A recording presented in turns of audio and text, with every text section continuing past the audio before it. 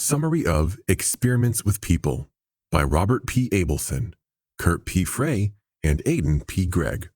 Are you familiar with the Stanford Prison Experiment, or the Little Albert Experiment? How about the infamous Milgram Experiment? Although these three experiments differed greatly in their natures and methodology, they have a few core things in common. For starters, they were all famous experiments involving people that were conducted during the 20th century. Each of these experiments also implemented some ethically questionable research methods and revealed some disturbing truths about human nature. However, these experiments only scratched the surface of the wide variety of studies that have been conducted using human subjects. And while some, like the aforementioned experiments, have yielded pretty scary results, others simply provide us with some intriguing information about what makes us tick. Ready to take an up-close and maybe uncomfortable look at the deeper recesses of the human psyche? Let's dive in.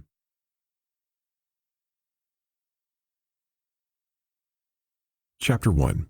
What the Milgram Experiment teaches us about obedience to authority. The Milgram Experiment was conducted by a social psychologist named Stanley Milgram, who was practicing during the 1960s. If you're familiar with a bit of World War I and World War II history, then you'll know that the Nuremberg war criminal trials were in full swing during this time. These trials were conducted to assess the guilt of Nazis who had been captured when the Allies defeated Hitler. Because these individuals had assisted with the Holocaust, working with Hitler to orchestrate a mass genocide and perpetrate multiple crimes against humanity, their guilt was considered almost unquestionable. In their defense, however, the criminals argued that they weren't bad people and that they wouldn't have attempted to kill millions on their own. Rather, they argued they were simply following orders.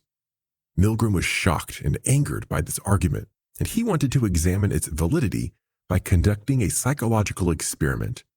He wanted to know if there could possibly be a grain of truth to the Nazis' defense, and if it was possible that they really were brainwashed by a sense of obedience to authority.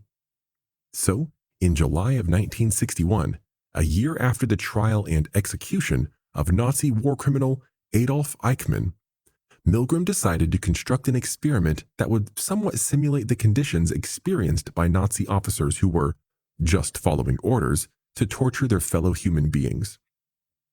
Here's how it worked. Milgram started by sending out a call for participants in local newspapers, inviting men to serve as test subjects in a psychological experiment being conducted at Yale University.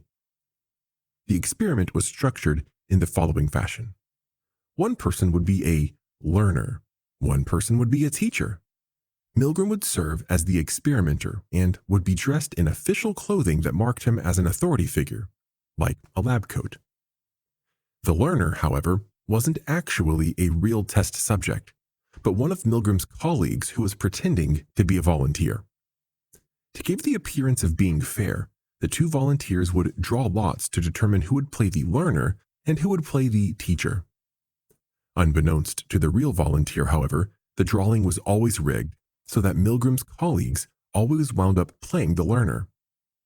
Even though Milgram cycled through thousands of participants, all of whom were men ranging from the age of 20 to 50, the roles of experimenter and learner remained the same and were always filled by Milgram and his colleagues. Here's how the experiment functioned. The teacher and the learner were separated. Although they could not see each other, each was informed of the other's presence, and they could hear each other. The volunteer playing the teacher was told that the purpose of the experiment was to teach the learner pairs of words. If the learner got it wrong, the experimenter told the teacher to administer an electric shock. The voltage of the electric shock ranged from mild, 15 volts, to lethal at 450 volts. The level of pain each shock would cause was clearly indicated on the shock generator's panel.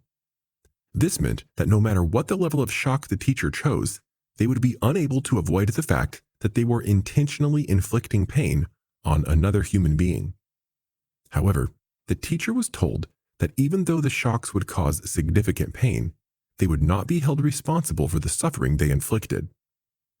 Having been presented with that information, what would you expect the outcome to be? Would you expect the teacher to stop when confronted with the learner's screams of pain? would you expect them to refuse to continue with the experiment? To call it cruel and barbaric and denounce it as wanton sadism? What would you do in their place?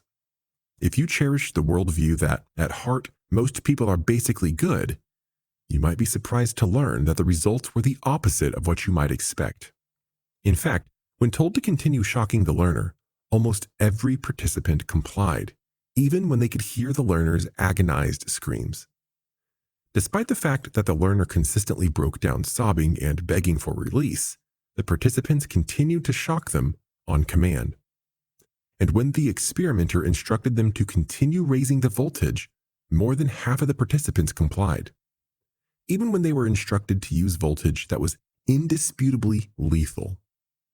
Even the half that resisted, refusing to apply deadly voltage, still persisted in shocking the victim up to at least 350 volts. This meant that, as far as the participants knew, 50% of them had willingly killed another human being in the context of the experiment. But why? Why would they obey someone's order to kill? Why didn't they resist?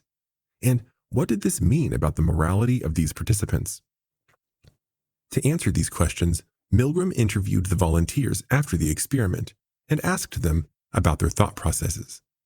In every single case, just like the Nazis, the participants affirmed that they were simply following orders. Because the experimenter presented as an authority figure, the participants stated that they felt like they were supposed to listen to him, even at the expense of their own morality and their feeling of discomfort. This confirmed Milgram's theory that the mandate to obey authority is so deeply ingrained in us, we are unlikely to resist it, even under extreme pressure.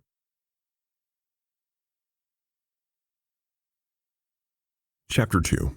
Our brains determine who we do and don't like. In a recent episode of the popular NBC comedy Superstore, a character cheerfully tells his coworker, "I like almost everybody I meet. I have virtually no standards." This line gets a chuckle because, for the majority of people, it's not true at all. Most of us don't like everyone we meet. In fact, most of us don't even come close to liking such a large number of people. Rather, we decide that we dislike a significant amount of people for a host of reasons. Maybe their sense of style rubs you the wrong way, or they tell a joke that you find offensive. Maybe you're not a fan of their political views, or they just have an annoying personality. Whatever the reason, it's no surprise that human beings like certain people and dislike a lot of others. Fun fact, dogs and cats also exhibit this type of preferential behavior. But what about the people you do like? If you can catalog the list of reasons why you don't like certain people, what about the reasons that you prefer others? For example, you might say that you like your best friend because you have the same sense of humor, or because you bring out the best in each other. Maybe you get along because you're opposites and opposites attract. Maybe you admire your friend for their kindness or generosity or some other likable trait. But have you ever found that you like someone simply because you see them a lot, or because you share a common experience? At first glance, this idea seems nonsensical. If simply seeing someone often influenced likability, then surely you'd be best buds with the coworkers you detest. But that's not necessarily the way it works. In fact, a 1977 study conducted by social psychologist Theodore Mita confirms it. Mita discovered something that's known as the exposure effect, and it means, quite simply, that if you're repeatedly exposed to a certain person or thing, you will come to like it, or at least tolerate it more. If you ever struggled to make friends in high school, you probably know just how true this is.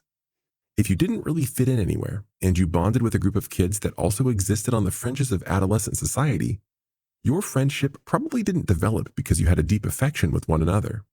Instead, because you saw each other every day, ate lunch together, and walked together to avoid appearing alone, over time, you might have convinced yourself that you really, really liked these people. But in reality, you might simply have been fringe friends by default.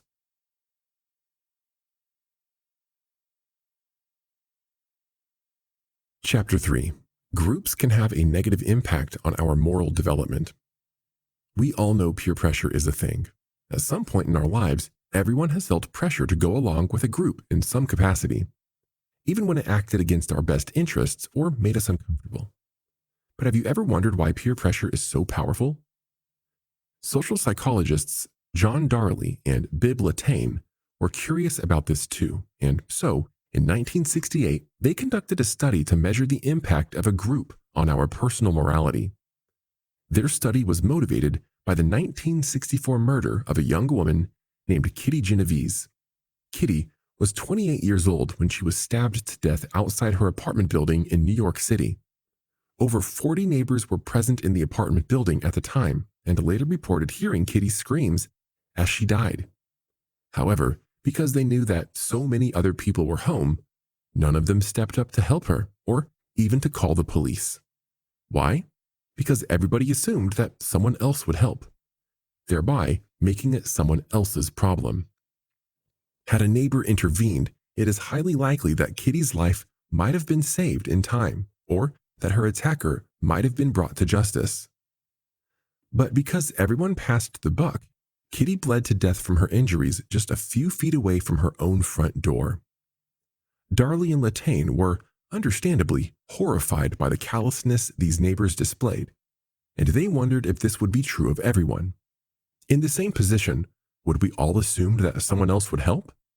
Is the effect of a group really that powerful?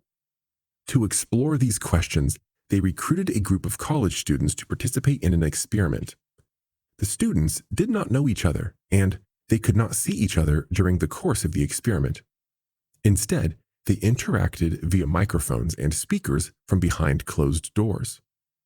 The participants were placed into groups of 5 or more and instructed to chat and get to know each other. Each participant had a couple of minutes to introduce themselves to the group. But what they didn't know was that one subject in the experiment was actually the pre-recorded voice of a researcher being played on a tape. For his introduction, the test subject mentioned that he suffered from epilepsy, and shortly after his introduction, a new recording was played, one in which a young man is audibly battling a seizure. The participants heard him saying, I'm having a fit. I think help me. I can't, oh my God, if someone can just help me out here. I can't breathe properly. I'm gonna die if... Again, keep in mind that none of the participants had any idea they were listening to a recording. As far as they knew, they were hearing a young man suffer and die in real time, just moments after they had been speaking with him. So, if you had to guess, how do you think the participants would have responded? How would you respond? Would you immediately leap up and call 911? Would you tell your new acquaintance to hang on and reassure him that you've called for help? Unfortunately, however, Kitty Genovese's story repeated itself in this scenario as well. Only 40% of the participants offered to help because they all believed that someone else in their group would do so. Darley and Latane coined a new term based on the results of this study. They called it the bystander apathy effect. And this term is still widely in use today. The popular psychology publication Psychology Today summarizes their findings by explaining that the bystander effect occurs when the presence of others discourages an individual from intervening in an emergency situation, against a bully, or during an assault or other crime. The greater the number of bystanders, the less likely it is for any one of them to provide help to a person in distress. People are more likely to take action in a crisis when there are few or no other witnesses present.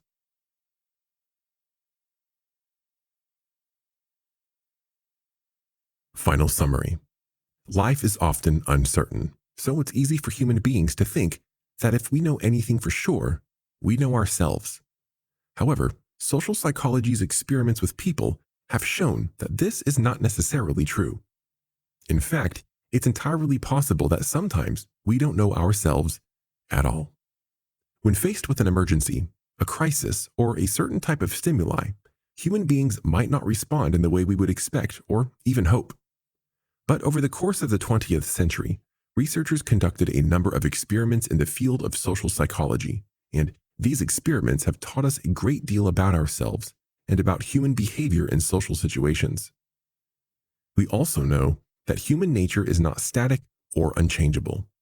We have the ability to absorb new information and integrate it into our daily lives. So, going forward, we can learn from experiments like Stanley Milgram's and be aware of conditions like the bystander effect and their impact on our lives and minds. We can then apply this information in our own lives to ensure that we make moral and ethical choices in the future.